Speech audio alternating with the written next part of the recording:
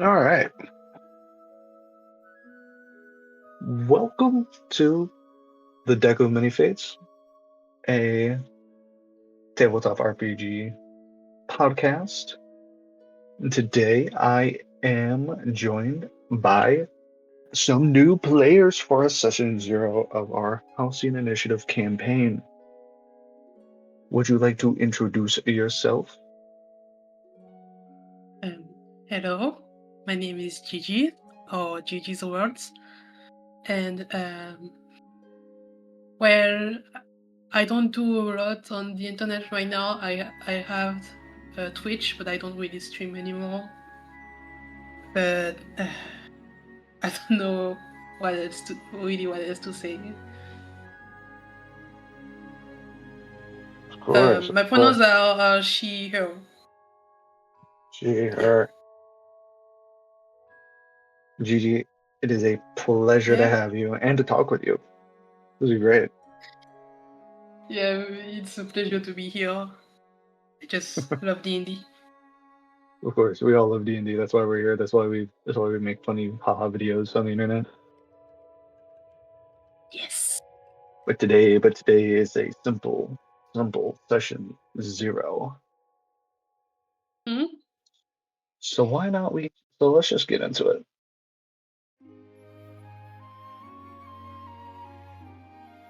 Okay. So the first thing that meets you is the wind. It rushes past your feathers in a steady living current, warm with the heat of the midday sun and tinged with that sharp scent of salt from the sea below. As you rise above the rooftops, the city of Meridian Port opens beneath you in full. From above, the harbor is immense. These ship clusters like a forest of masts and canvas. Their sails stretch wide and bright against the blue. Some ripple with enchantment, catching wind that doesn't seem to touch anything else. Others sit heavy in the water, ironclad hulls cutting dark shapes against the glittering surface of the day. The sea itself is blinding at this height. Sunlight fractures across it in a sharp, shifting reflections that force you to narrow your eyes a little. Waves roll in slow, powerful patterns, breaking against the long stone piers that stretch out into the water like ribs of the city. You feel the updrafts rising from the sun-warmed stone below, lifting you slightly as you pass over the docks. Beneath you, the port is in constant motion. Workers like currents through the streets hauling cargo, guiding carts, shouting to one another in bursts that rise faintly to your height. Cranes slowly swing overhead, their enchanted chains glinting as they lift crates from ship to shore. The sound reaches you in fragments, distant, layered yet alive. Beyond the docks, the city rises in structured tiers. White stone buildings trimmed with brass reflect the sunlight in warm flashes, the rooftops lined with banners that snap and ripple in the coastal wind. These narrow streets wind between them, packed with movement, people, carts, flashing of color and motion that blur together from above. And towering over it all, the Halcyon Initiative Maritime Tower. It rises clean and pale above the rest of the city, its surface almost unnaturally smooth from the air. It stands out not just for its height, but for its stillness. Where the rest of the port shifts and breathes with activity, the tower feels controlled, intentional. The silver crest catches the sunlight sharply, flashing like a signal. Out past the harbor's edge, beyond the protective breakwater, the ocean stretches wide and uninterrupted. The city noise fades the farther you drift, replaced by the endless sound of wind and water. And there, anchored just beyond the harbor's reach, a pristine vessel awaits. It's a white hull, silent and ready. From above, it looks small compared to the vast sea surrounding it, but it's your path forward. So behind you, Meridian Port gleams with life, order, and certainty. Ahead lies open water, and somewhere beyond that horizon is Halcyon Island. I'd like you to describe your character as you're flying. Flute is a small kenku, a little being resembling a raven, an humanoid raven. Um, she is quite small. Uh, I don't remember the height right now. 4 foot, some 4'8", I think. Yeah. Um, and some may wonder how a kenku is flying in the sky. Well, Mm. Flute hails from a place full of scientists and researchers, and picked up a few things along the way, like a degree in artificery and a pair of hand-made mechanical wings that look to the naked eye like real raven wings, 2 times their size, sprouting from her back. But closer inspection would reveal that her flying machine looks more like a jetpack with wings on the side than just a pair of wings. But uh, she wears a pair of aviator glasses on her face on her face when she flies, and has a quite a heavy flight jacket, wool lined with the best levels she could buy after her graduation.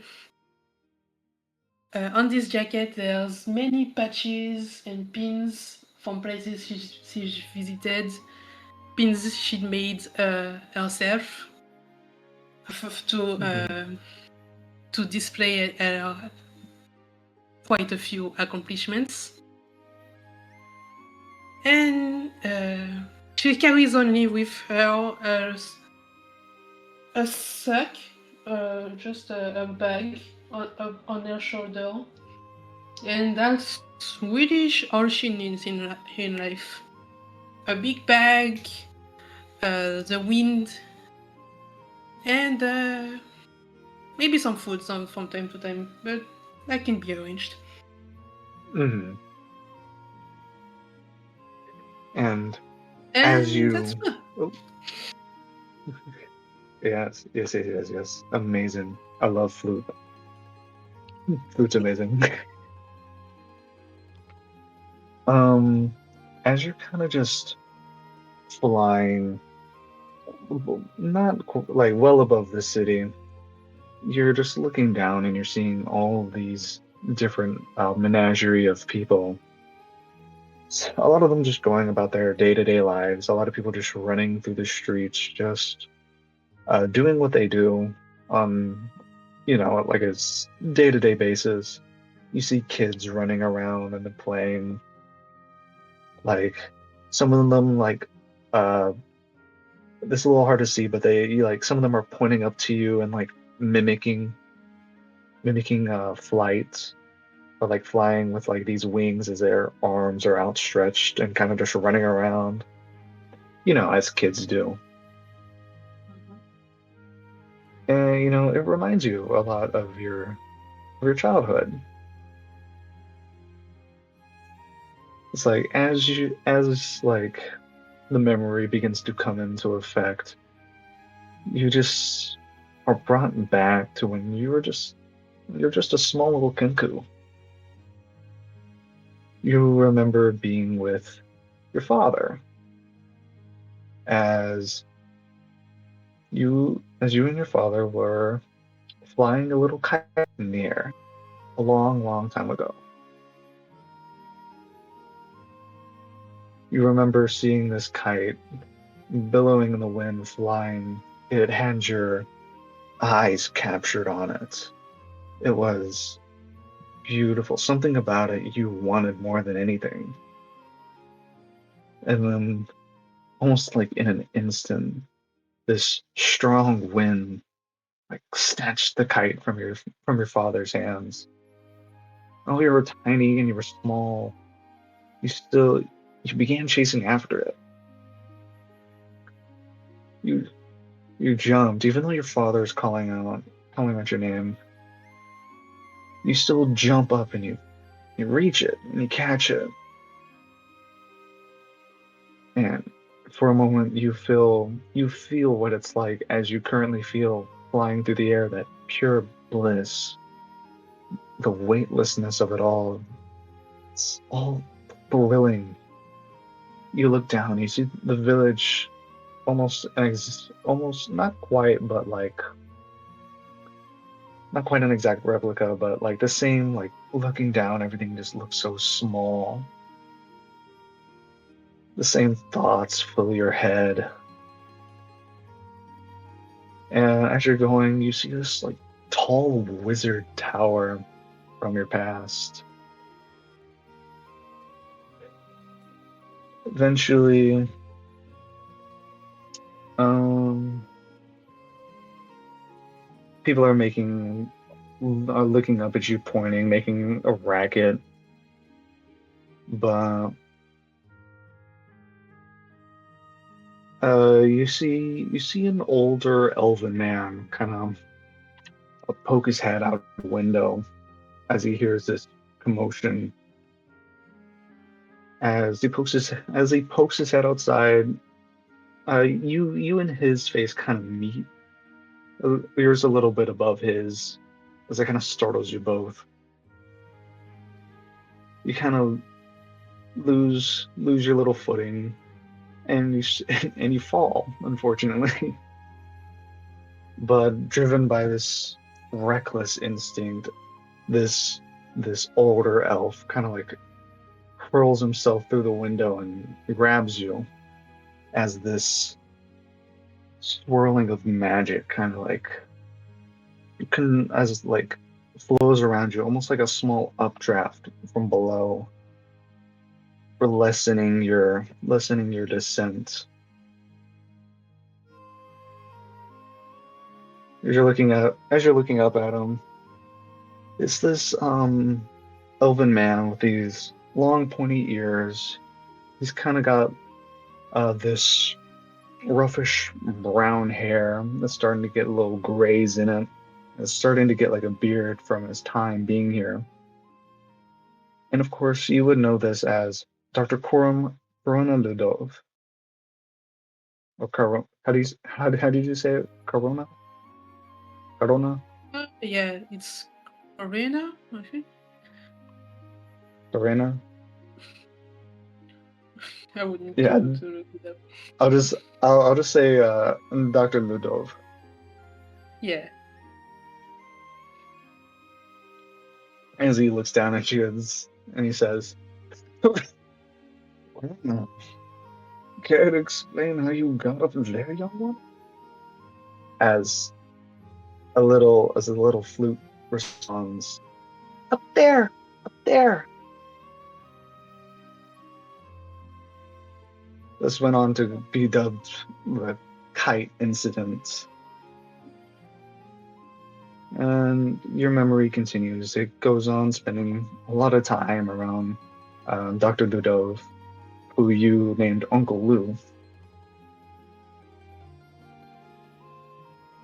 And he explains a lot of things to you, a lot of mechanical engineering, a lot of magic, a lot of how a lot of how flight works, and which captures your attention the most. You've spent a lot of your time with this man, long amounts of time with him. He helped you become a better fighter, a better flyer, and even smarter now because of his help and everything he's done for you. And of course, as time went on.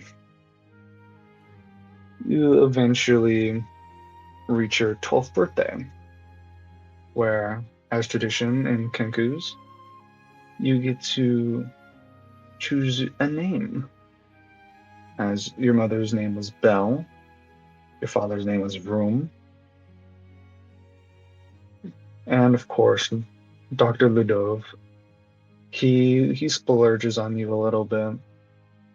He brings up this one, like he took time off of out of his research to get a band for this momentous occasion. These four women, they kind of like get onto the stage and begin to, they just began to um, play their music. It was beautiful, majestic. Although one instrument in particular truly caught your attention, and that was one of the women having a beautiful flute. Something about it just hits you in your soul. You're not sure why, you're not sure how, but it's still the most beautiful thing you've ever heard. And that song, that sound, that feeling, it's what you were chasing almost all this time. It's what you want to be. And so everyone's kind of waiting for you to like choose your name, and you end up choosing flute after the beautiful flute performance you're hearing. Everyone kind of everyone's just happy. Everyone is just so like just happy. They're crying, and as you just chose your name, flute. Of course, the party eventually ends. Uncle Lou comes up to you. You exchange words. He explains uh how your mother and he had bet on different names, and you're just, some of them were too vague for you. Some of them may have been too loud, but lets you. Well, he eventually pulls some strings as he had something important to tell you. As he managed to get you a full ride at the Artificer University at the capital, being Meridianport.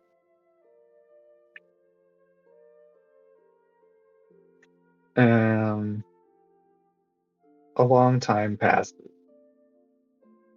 You went to school, you got your master's, and you're able to develop this technology that allows you to fly. Everything is just so amazing. But then, of course, you come back to reality as below the boat is currently waiting for one such flute to arrive. As you see down below in the docks, there's this uh, research, like kind of like a fishing vessel turned researcher, um, researching vessel. You see it has this logo of a red sun with some strange symbols on it that you're not really too entirely sure how to read. And you see this dwarven man just kind of standing outside the boat on the dock with this little list, checking a few people in. You see some people kind of like walk in. You see some people kind of like walk away to maybe get a few things, but he's just kind of waiting for more people to either show up or not before they eventually leave. But I mean, what do you want to do?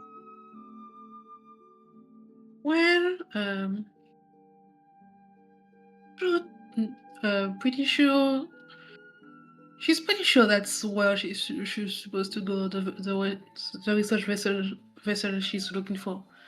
So Mhm. she's gonna maybe have a little fun before she goes and just let herself fall for a good run while and enjoying the speed and the adrenaline before stopping relatively just above the dwarf and land him in front of him.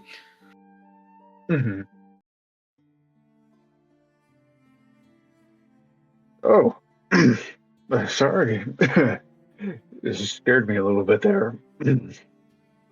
um, um, uh, can I get your name?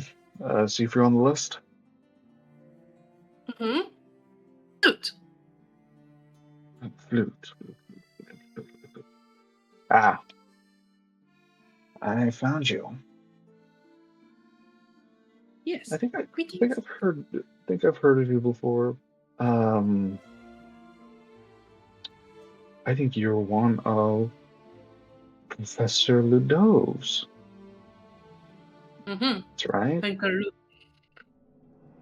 Yes, hard for me to mistake that voice anywhere.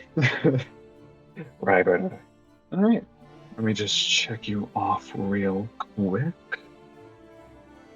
Just letting you know, we're gonna leave here in about an hour or two. So, I mean, if there's anything else you want to do before hopping on, we'll eventually set off as soon as the rest of the group gets here.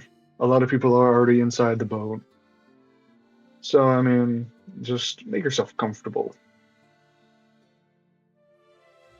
She tilts her head a little, thinks about what she would want to do, and just shakes her head. No thanks. I'll just be going now. And she just hops on the boat. She just hops on the boat. The boat rocks slightly. I mean, you make your way either inside or still on the deck. I don't know quite where you'd want to be, but there are people She'll obviously probably chatting. be still on the deck. Yeah, there are people chatting. Just a bunch of different things. Just more or less, some people are excited to go to this new island that has I don't know, a lot like newly discovered. So there's going to be some obviously new excitements, the curiosity of scientists. And then, you have these more rugged looking people who are more guard like they're a little bit more worried. They're worried how the journey's going to go. They're worried how everything's going to be on the island. Just typical things that people would both worry and find joy in their natural curiosities. Mm-hmm. But I mean, with that, I mean, we all we all just wait to start setting sail. And so I mean that will end your session zero. I know it was short, but Yay. everyone's was also kind of like 30 minutes long. Mm-hmm. Yeah. And with that I we mean, will oh well, yeah. yes. No, it's okay. I forgot what I was gonna say anyway. Sorry. But yeah, I mean with that we'll switch over to our other player. I'm gonna watch the Alrighty. stream. Yeah. Stream's just for music anyway. Alright. Now for our second player. Would you like to introduce yourself? Ah, hello, I'm Ninja0022Z on every platform. I use he, him pronouns, and I think that's everything I need to say. All right, perfect. We love to hear it. Give me 2 seconds. Uh, I can begin. All right. Which song did I want to use again?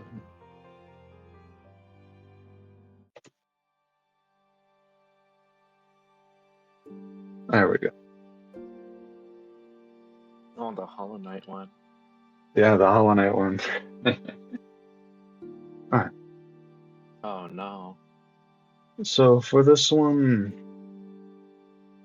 we're gonna go back in time a little bit. Oh. So just earlier in time of the day. So before the sun rises, Meridian Port exists in a quiet, suspended moment between night and day. The streets are dim, washed in soft, steady light from rows of arcane street lamps that line the roads like silent sentinels. Each one hums faintly with contained magic, their pale glow casting long shadows across the stone and catching in the lingering mist that clings low to the ground. The air is cool, heavy, with a scent of the sea. Salt, damp wood, and the faint trace of tar drift from the harbor, carried on a slow breeze that moves through the empty streets. Your footsteps echo more than they should at this hour, the sound sharp against the stillness. Most of the city still sleeps. Windows are dark, doors are shut. The usual noise of trade and movement has yet to wake, but down toward the docks there are signs of life beginning to stir. Lanterns sway gently along the pier, their light reflecting in long, broken streaks across the black water. A few early workers move through the haze, their shapes blurred by fog as they prepare for the day's first shipment. You hear the low creak of ropes tightening, the soft knock of wood against wood as ships shift with the tide. Somewhere, a gold cry, sharp and sudden, before the sound is swallowed by the mist. The arcane lamps guide the way forward, their glow leading you through the quiet streets toward the harbor, like a path laid out long before you arrived. Each step brings the ocean closer, the rhythmic wash of waves growing clearer and more present. Ahead, barely visible through the fog, the silhouettes of ships rise, tall masts like dark spears against the sky that is yet to become to light. And above it all, faint and distant, the towering shape of the Halcyon Initiative Maritime Tower. It looms through the haze, its upper windows catch what little light there is, reflecting it coldly back into the sleeping city. For now, Meridian Port is still, but it's not silent. It waits on the edge of waking, on the edge of departure, holding its breath in the moments before the first light breaks over the sea. And as you step into one of these arcane street lamps, I would like for you to describe your character. Okay. Uh, and chat, I won't lie to you. I just got DM'd by somebody about my old Among Us Gacha Life collab. Okay. I don't know how No. they found me, but they found me. They found me. They found you, they found you, Somehow. they I don't found you, know. they found you, they found you. I don't know why they called me Paul when my name isn't even Paul. Anyways. Hey, Paul, can you describe your character? Alright, he has white hair and light blue ocean eyes with palish skins. He wears a nice, well, palish, whitish leather. Hmm, Hmm. what's the word again? Tunic? Is it tunic? I think it's A tunic. tuna? With Yeah, matching white pants. I think that's well enough. I like to keep I my think that's well characters enough. basic. Yeah, that's That's fair. nice. That's fair. We respect it. As you're walking Yeah, through the yeah, yeah. port, you get to the boat. Instead of this dwarven man who I've said before, it's actually a drow. You can probably guess that the more underdark or otherwise people who are more used to low light are more or less the night shift workers, as this much taller, darker skin with this silvery hair. The freckles that you would see on like a normal person almost glitter like stars on their face as they look up at you. Oh, hello there. Are you looking to board the vessel for Halcyon Island? The the island. Yeah, can you tell me about the island? Well, I mean, the island was recently discovered about a week ago. We've been sending researchers and guards there to go and study the island. As of right now, Ah, we've discovered a bunch of unique creatures that we've never seen in at least on our continent. hmm, As for I the see. logistics of it, I I see. can't quite Oh, tell you anymore. okay, okay. I just got added to a group chat with them and somebody else. Oh God, my past is coming back to haunt me. Oh God. Oh no. Anyways, okay. Anyways, I think my character has done the thing. Let's hop onto the boat. Let's hop on. Oh, but before you do, can I get your name, sir? My name it's Caden. Caden. Ah, yes. Are you with anyone else? Or is it just you? It's just me. I see. Well, I recommend when a bunch of the other people get here, I recommend trying to find a group. New islands are bound to be dangerous. It'd be a shame if someone was to go missing. But otherwise, you're very much welcome on the boat. Ah, um, I'll find some people on the island to group up with, I guess. Yeah, of course, of course. We set sail in quite a few hours, so maybe it's best to get some rest. Okay, okay, thank you. Yeah. And I mean, you step onto the boat and gives a heavy thud from your armor as you step in. You probably go below deck and find a nice little corner to kind of rest in, I imagine. Mm-hmm. Yeah, yeah, Yeah, just a small little corner. yeah, Nowhere too out. yeah, of course. You kind of find this nice little seat in the corner, nice cushioned, as about as comfortable as a chair on a boat would be. And Mm-hmm. you slowly begin to drift into slumber. You're brought back to a moment in your past. The sun, it's bright. There's a nice, lovely house. There's you, your father, and your mother.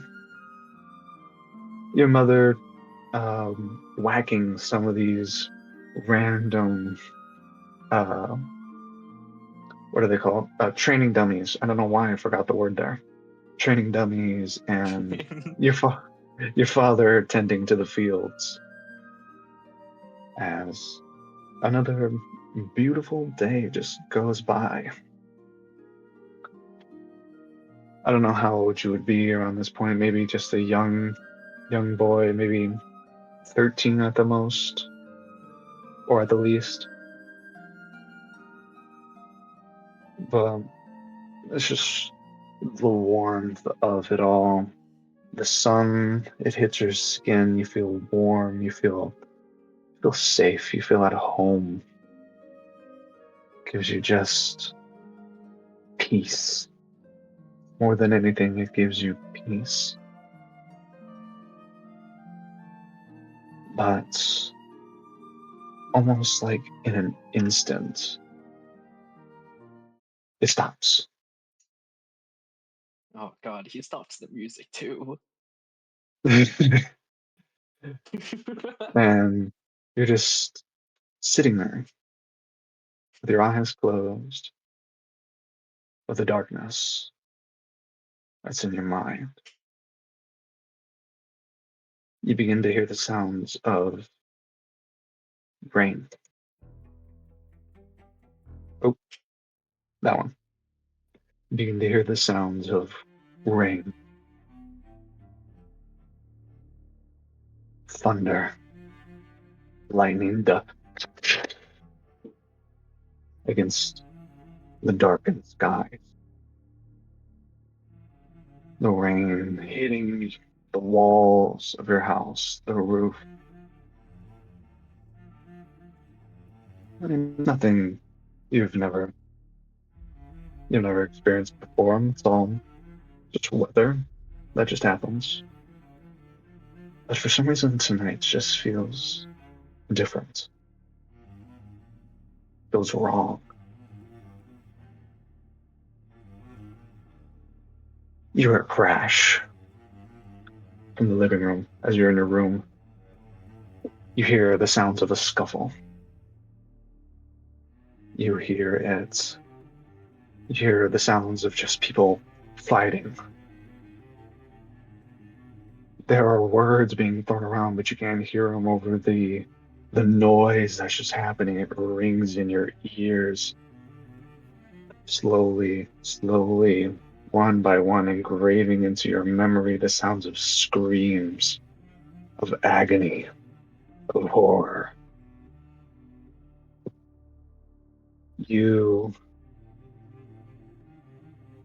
eventually, after what feels like millennia, your mother runs into the room. She she's kind of like clutching at her side, but she kind of like ushers you kind of like into another room as she kind of like throws back the carpet in this like in this little back room area, and there's like a trap door. She opens it up. She tells you to get inside. Whatever you do, don't come out, okay? Once I come for you, you can come out, okay? But what is going Just, on?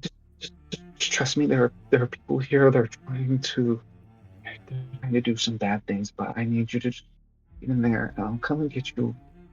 Just please stay in there, okay? Can you do that for Mama? Uh, okay.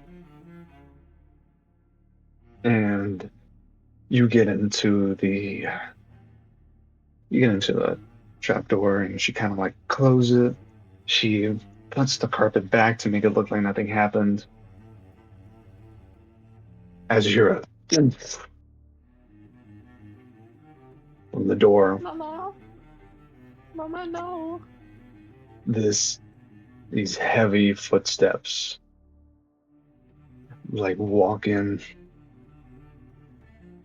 and like again the thunder cracks. You're not able to hear what they're saying from all the noise, but then you hear the sounds of just scuffling, of fighting, a clashing of blades, and eventually you just hear a thumb on the ground. You hear these heavy footsteps kind of walk around the room, just looking, tearing apart furniture, throwing tables across the fucking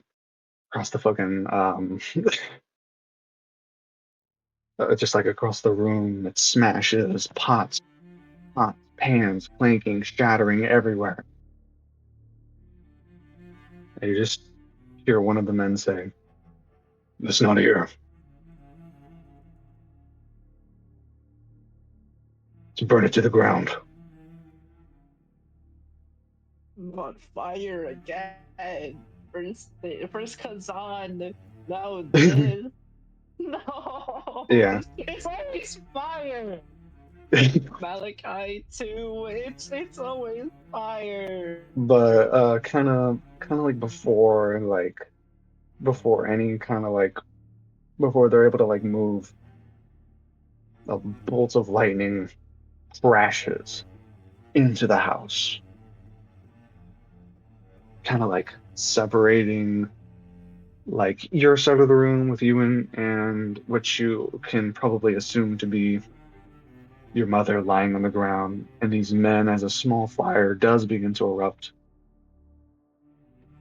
and you just hear them kind of run out.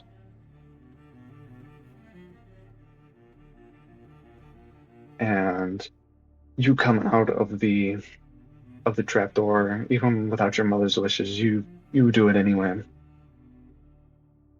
As she's kind of just laying on the ground, breathing very, very heavily, still like clutching even more at her side.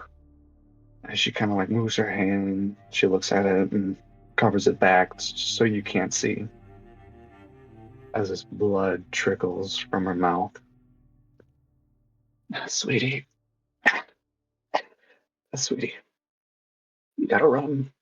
You gotta run. Just run on the back. Just run. Run and don't look back. God. Yeah, Loot's was all sunshine and rainbows, and now mine is burn it to the ground. Yeah. Yeah, I told I guess I he knew I told starts. you I was gonna be a tone shift. Ooh, I guess he just starts running. Let's go north, I guess. He tries to run north, south, Yeah. west, east. I And don't know. He just runs. and and before you're able to run, she does hand you her sword. I know you can't use it well, but just protect yourself as best you can, okay? Oh, okay, mother. Remember, mommy and daddy love you, okay? Okay. Yeah. Okay. And you run out. You run and you turn back and you see the house, despite the darkness of the world around you, the blazing fire that erupts from it. It instills something within you. It instills this vow deep inside of your body. Whoever did this will die. They will pay for what they have done. And with that, your oath in that moment had been made. The vengeance that you will seek to find who did this.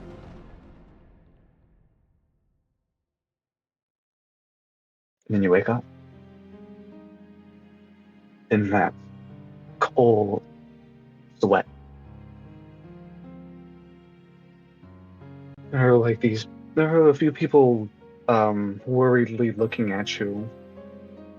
Just like, sir, are you okay? They kind of like hand you like a towel to like kind of wipe away your sweat a little bit. I'd say he denies the towel and then just goes, I'm fine, just don't worry about me. Just leave me alone, okay? Just go. Okay, not a problem. Just just they they leave like a bottle of water on the ground, like just on the table in front of you, and they give you your space. They walk away as you just sit there, thinking to yourself. What are you thinking in this current moment after that dream that you've had for God knows how long? You can't do this to me, Jay. What the hell, man? Yeah, how do you feel after having a dream about your mother dying again? I think he's going back into his depressive state, Yeah, pushing everyone who tried to help him away. yeah, just just in his own world, leaned over, praying, who knows. But whatever it is, you just think to yourself, they'll pay. Because that's gonna end your session 0, buddy. What the hell, Aren't Jay? aren't aren't you so happy? No. Everyone can unmute now. Everyone can unmute. We're gonna talk about it. How y'all feeling after that? No. I love narrative contrast. It's so nice. It's such a great contrast I between hate Flute this. and Caden. Mm-hmm. Listen, man, I told you I had ideas. I had ideas. You told me you wanted to be an Oath of Vengeance paladin. Well, there you go, buddy. There's some Well, vengeance for you.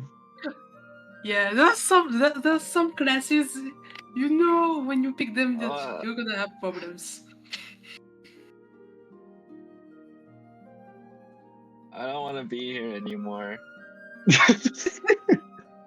Oh Dude, no!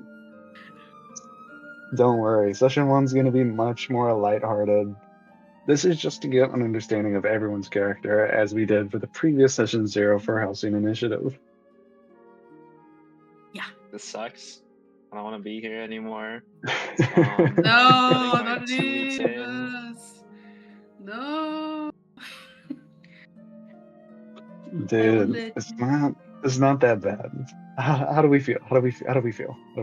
We loving it. We loving it. We loving the story I'm making so far. I Oh, just I'm wanted to having make such a I blast. just wanted to make a Tsundere paladin. Yeah, you wanted to make a Cindery paladin, Uh, but hey, man, I gotta give you trauma one way or another. yep. Ah, It comes with the class. It's It included comes in the with it, pack. dude. Listen, it came with the class, and if you aren't gonna give me trauma, I'm gonna give you trauma. Mm-hmm. oh my, no. I gave this Yeah. guy like 2 sentences of like, okay, so his parents died and then he did this thing. And he was like, yeah, I got you. I got the best idea. In session 0, he's like, Yeah, burn it yeah. all to the ground. Yeah, in our DMs, That's I was beautiful. like, yeah, man. I was like, so you know, like, you made an oath to something. What made you go for vengeance, man? I was like, yeah, okay. So your parents died. I can work with that. I can work with that. Just Mm-hmm. don't worry about it. I love. We are we are we are very much at the opposite spectrum of backstories. There's me who gives you a full novel, and there's I don't know, his spirit dies, I guess.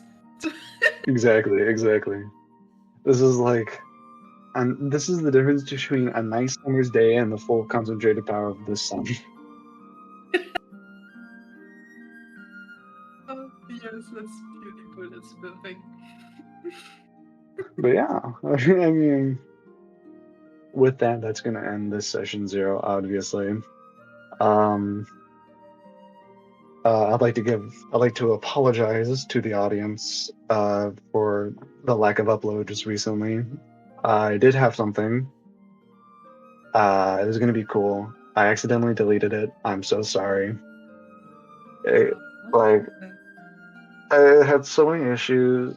It had issues on it, and I accidentally deleted it, and I accidentally cleaned out my recycling bin because I forgot it goes there. And it was just like, oh my god, dude, am I like that tired or something? Like, what the fuck?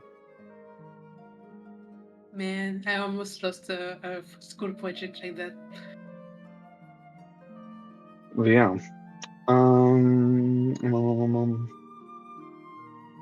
I thank everyone for coming and at least watching this, for playing this with me. It means the world to me as always. Um, session one or a one shot will be coming out soon. Hopefully within 2 weeks. We're trying to keep a 2 week bi-weekly schedule going. Yeah, I mean, we'll see how it goes. But let's hope you all have a good day, night, or wherever you're all from. I'm gonna go to sleep now. Okay. Yeah, I'm gonna go to sleep. Yeah, everybody have a good night, and Have a good we'll catch night. you Bye. later.